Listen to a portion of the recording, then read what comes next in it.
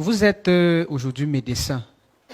Je voudrais savoir, pour faire face au problème de la dépendance, est-ce qu'il n'est pas important aujourd'hui de gérer le problème avec les médicaments?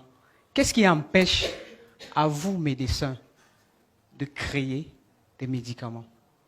De lancer, par exemple, une entreprise qui fait dans la production des médicaments, afin que nous sortions justement de ces dépendances-là? Ok, ça c'est une très belle question et ça fait partie d'un de nos projets d'ailleurs, qui s'appelle Startup Pharma.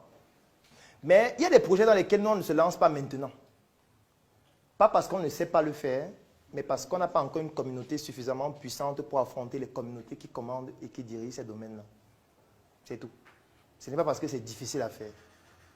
Parce que moi, par exemple, il y a une histoire qui est douloureuse, mais je ne peux pas entrer dans trop de détails. Il y a une industrie qui s'appelle Sinpharm, qui était l'une des plus grandes industries de fabrication de médicaments au Cameroun, qui a été mise sur pied par un célèbre entrepreneur, qui est le président même du GICAM, Célestin Tawamba, pour ne pas le citer, qui a été vendu aux Tunisiens. Parce que ne pouvant plus tenir du fait de n'avoir pratiquement aucun soutien étatique. Cette usine est située à Douala. C'est la plus grande usine de fabrication. Non, je ne parle pas de biopharma, je parle de Sinpharm, qui fabriquait des médicaments. Et comme l'usine a été vendue, aujourd'hui, ces médicaments sont fabriqués en Tunisie. Ils sont empaquetés au Cameroun. Point final. Parce que quand on parle de communauté, il y a aussi le nom. Le nom, c'est une communauté. Ceux qui savent lire entre les lignes comprennent ce que je viens de dire. Donc, comme le nom, c'est une communauté, tu peux avoir soit un bon ou un mauvais nom. En fonction du contexte. Moi, je fais les frais pendant tout mon parcours. Tout le monde fait les frais. Directement ou indirectement. Albert, c'est un nom typiquement babélégué. Et quand je dis que je suis Didi Kora, c'est quelle histoire ça? Mes propres frères me discriminaient quand on voulait faire les cours de vacances qu'on faisait avant, les étudiants partent au village. Nous, on le connaît. Non, si, est-ce que c'est un nom? C'est comme j'ai un ami, pour aller dans ton même sens, il est journaliste. Il s'appelle Tuile. Et les gens croyaient que son nom c'est Tuile. Donc on croyait qu'il est Bafan. Il dit que mon nom est Tuile. Je suis de l'Est Cameroun, mes amis. Je ne suis pas Bamilé, je ne suis pas Bafan. Arrêtez de m'appeler Tuile.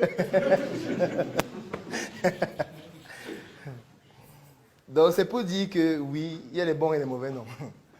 Et en fonction du nom que tu as, ça peut mal finir dans certains types de projets. Même dans la vie quotidienne, à l'est, on trouvait la maison. Mon proviseur m'amène chercher une chambre à vie.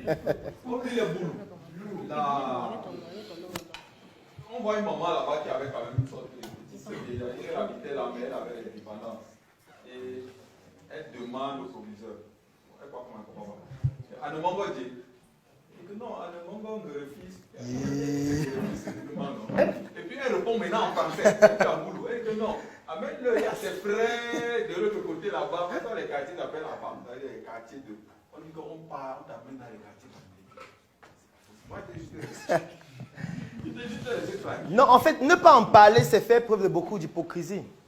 Et là, on est dans la thématique de la communauté. Et j'ai parlé de ça tout à l'heure. Les communautés peuvent aussi être ethniques. Donc, on ne peut pas négliger ça. La communauté ethnique dans laquelle tu es peut être un avantage ou un inconvénient par rapport à certains projets. Pour ceux qui ont lu Un médecin atypique, il y a un de mes projets où j'ai été obligé de quitter de la tête à cause du nom. Oui, j'explique ça dans le livre. Là, je vous oblige à aller lire. Je n'ai pas envie de donner les noms ici. Donc, il y a des... On vit ça tous les jours, mon frère. Tous les jours. Moi, je me rappelle un jour, on avait loué une salle, mais si je donne le nom de la salle, on va identifier qui c'est, mais je ne vais pas donner le nom. On avait loué une salle à Yaoundé. Une salle étatique. Une salle d'un ministère. Ce n'est pas une salle privée.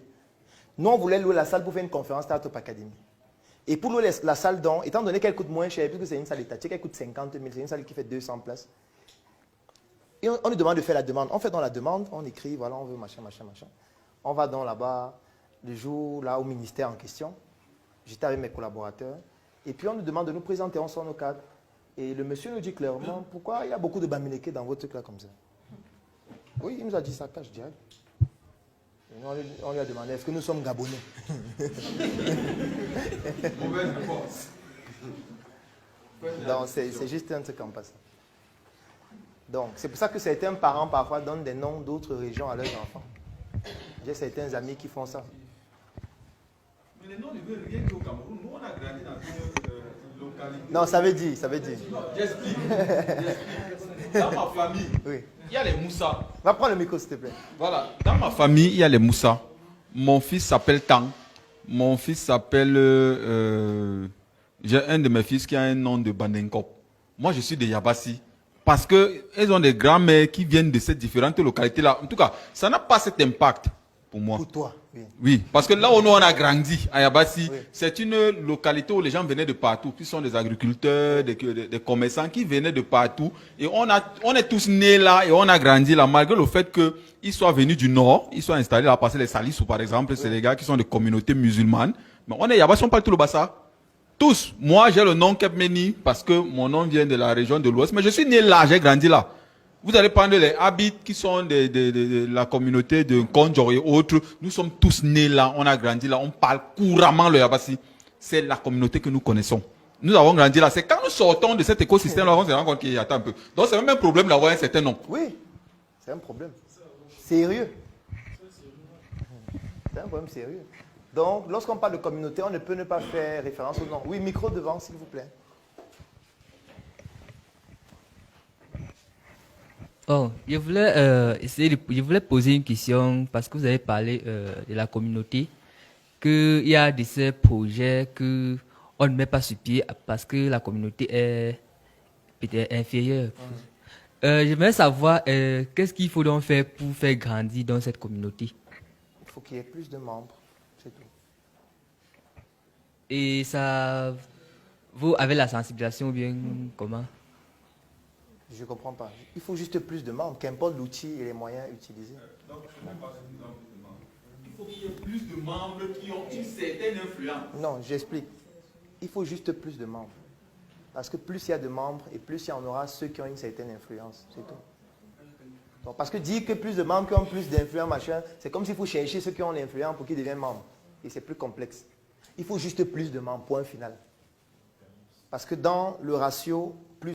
J'offre 3 mois d'accompagnement sur mesure gratuitement à tous les membres de la Startup Academy.